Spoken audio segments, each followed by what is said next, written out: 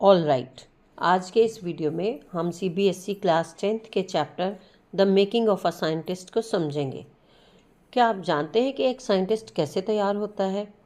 क्या वो बड़ा होने के बाद साइंटिस्ट बनता है या बचपन में ही उसके साइंटिस्ट बनने की नींव तैयार की जाती है? तो इस चैप्टर में हम एक फेमस साइंटिस्ट के बारे में जानेंगे जिनका नाम है रिचर्ड एब्राइट, जो पेंसिल्वेनिया यूएसए के छोटे से शहर में बड़े हुए। अपने बचपन में ही वो बहुत मेहनती और क्यूरियस नेचर के थे। उन्हें नई नई चीज़ें सीखना अच्छा लगता था। साइंस में उनकी रुचि बढ़ाने में उनकी मदर का रोल बहुत इम्पोर्टेंट रहा है। जब वो 2nd ग्रेड में पढ़ते थे, उनकी मदर ने उन्हें एक बुक खरीद कर दी जिसका नाम था the travels of monarch x. इस बुक में रिचर्ड ने ये जानकारी हासिल की कि मोनार्क बटरफ्लाइज कैसे यूनाइटेड स्टेट्स से सेंट्रल अमेरिका की तरफ माइग्रेट करती हैं। बच्चे एब्राइट को ये बुक बहुत पसंद आई। उनकी माँ भी उनको एनकरेज करती थी कि वो बटरफ्लाइज, रॉक्स, फॉसिल्स, कॉइन्स वगैरह कलेक्ट करें। वो खुद भी उन्हें रीडिंग करने में हेल्प करती और नई नई खोज करने के लिए आइडियाज़ भी देती थी।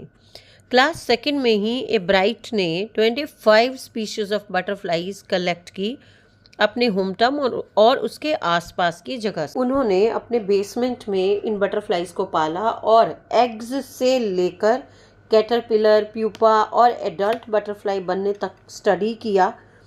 क्लास 7th में आने तक रिचर्ड ने काउंटी साइंस फेयर में पार्टिसिपेट किया। फिर उन्होंने नेक्स्ट ईयर एक और एक्सपेरिमेंट किया कि क्या बटरफ्लाइज अनयूजुअल फूड यानी कि नॉर्मल के अलावा भी कुछ खा सकती हैं या नहीं खाती। ये प्रूव करने के लिए बटरफ्लाइज को शुगर सोल्यूशन दिया गया और इस प्रोजेक्ट के लिए उन्हें प्राइज़ भी मिला। अब हर साल उनके प्रोजेक्ट्स ज़्यादा ओरिजिनल और एडवांस्ड हो रहे थे, लेकिन उन्हें ब्रेक थ्रू यानी बड़ी अपॉर्चुनिटी तब मिली जब उन्होंने ये डिस्कवर किया कि बटरफ्लाइज के विंग्स पर डिफरेंट पैटर्न्स कैसे बनते हैं। उन्होंने विंग्स पर बने स्पॉट्स को स्टडी किया, कुछ ऐसा डिस्कवर किया जो बहुत ही इम्पोर्टेंट था। यानी ये स्पॉट्स एक तरह का हार्मोन डीएनए एक्टिविटी था जो बटरफ्लाइज की डेवलपमेंट को कंट्रोल करता था, और ये डीएनए बटरफ्लाइज की बॉडी में प्रोटीन बिल्डिंग का ब्लूप्रिंट था। और ये मॉलिक्यूलर बायोलॉजी के लिए एक बहुत इम्पॉर्टेंट स्टेप था कि इस खोज ने बाकी साइंटिस्ट को ये समझने में हेल्प की कि सेल्स कैसे काम करते हैं और कैंसर सेल्स कैसे मल्टीप्लाई होते हैं। एब्राइट की सक्सेस का कारण केवल उनकी इंटेलिजेंस नहीं था, बल्कि क्यूरियोसिटी यानी जानने या खोजने की तीव्र इच्छा, कठिन प्रतिज्ञा, डिटर्मिनेशन, कई घंटों तक कार्य करने के लिए प्रण लेना और हार्डवर्क, अपने एक्सपेरिमेंट्स को ध्यानपूर्वक करना और अपने फेलियर्स से सीखकर फिर से सक्सेसफुल अटेम्प्ट की ओर बढ़ना।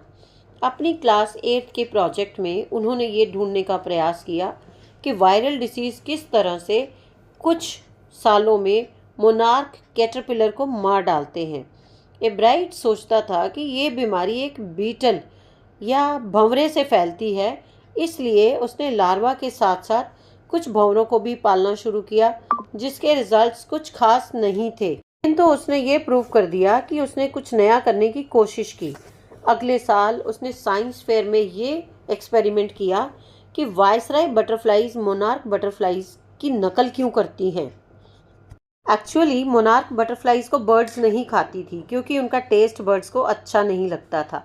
इसलिए जितना अधिक वे मोनार्क बटरफ्लाइज जैसी लगेंगी, उतना ही वे बर्ड्स का खाना बनने से बच जाएंगी। रिचर्ड का ये प्रोजेक्ट जूलॉजी डिवीज़न में फर्स्ट और ओवरऑल काउंटी साइंस फेयर में 3rd पोजीशन पर आया। हाई स्कूल के 2nd ईयर में रिचर्ड ने एक नई रिसर्च शुरू की जिसने उसे इनडायरेक्टली एक नई थ्योरी को ढूंढने में हेल्प की। ये थ्योरी थी लाइफ ऑफ सेल्स। वो ये ढूंढने में बिजी था कि प्यूपा के ऊपर 12 टाइनी गोल्ड स्पॉट्स का क्या कारण था। क्या वे केवल डेकोरेटिव पर्पस के लिए थे? सब लोग यही मानते थे कि वे केवल सुंदरता बढ़ाने के लिए थे, लेकिन डॉक्टर अर्कहार्ट ये नहीं मानते थे कि उन गोल्डन स्पॉट्स का मकसद केवल सुंदरता बढ़ाना था।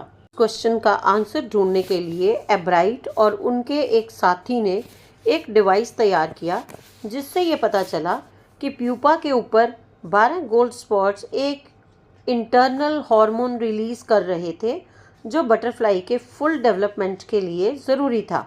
इस प्रोजेक्ट के लिए एब्राइट को काउंटी लेवल फेयर में फर्स्ट पोजीशन मिली और साथ ही international science and engineering fair में एंट्री भी मिल गई, जहां उसे जूलॉजी यानी कि जंतु विज्ञान मेले में थर्ड पोजीशन मिली। इसके साथ साथ ही उसे समर ब्रेक में Walter read army institute of research में काम करने का मौका भी मिला। हाई स्कूल जूनियर के रूप में रिचर्ड एब्राइट ने मोनार्क प्यूपा पर हाई लेवल रिसर्च जारी रखी। उस साल उन्हें इंटरनेशनल साइंस फेयर में फर्स्ट पोजीशन मिली और आर्मी लेबोरेटरी में काम करने का मौका भी मिला। नेक्स्ट ईयर हार्वर्ड यूनिवर्सिटी में फर्स्ट ईयर के बाद एब्राइट ने लाइफ ऑफ सेल के बारे में नया सिद्धांत खोजा। जब वो केमिकल स्ट्रक्चर ऑफ हार्मोन के एक्सरे फोटो देख रहा था, उसे पता चला कि सेल अपने डीएनए को कैसे पढ़ सकता है। डीएनए एक सेल के न्यूक्लियस में पाया जाता है जो सेल की फॉर्म यानी साइज और फंक्शन को डिसाइड करता है। रिचर्ड अपने कॉलेज के 1510 स्टूडेंट्स की क्लास में से सेकंड पोजीशन पर आए और हार्वर्ड मेडिकल स्कूल में रिसर्च स्टूडेंट बने और अपने मोनार्क प्यूपा के सिद्धांत पर रिसर्च करनी शुरू कर दी और फाइनली उन्होंने थ्योरी अबाउट सेल लाइफ के रिसर्च का रास्ता दिखाया। जब से रिचर्ड ने पहली बार तितलियों को इकट्ठा करना शुरू किया था, तभी से उनकी विज्ञान में इंटरेस्ट डेवलप हो गई। इसका अर्थ ये नहीं कि उनकी और कोई हॉबीज़ ही नहीं थी।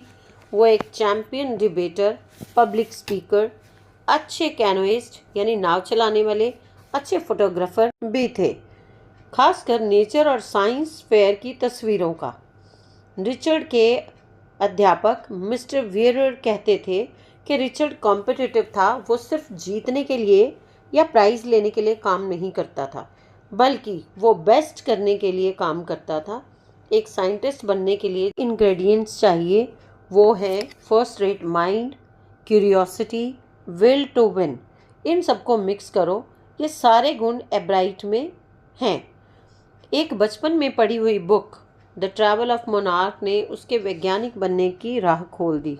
तो आपने देखा, रिचर्ड की लगन, मेहनत और आगे बढ़ने की लालसा ने उसे एक प्रसिद्ध वैज्ञानिक के रूप में एस्टैब्लिश कर दिया।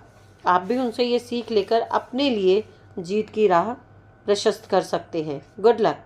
अगर आपको ये चैप्टर समझ में आ गया हो तो लाइक, शेयर और सब्सक्राइब करना ना भूलें। Bye bye. मिलते हैं फिर एक नए चैप्टर के साथ नेक्स्ट वीडियो में।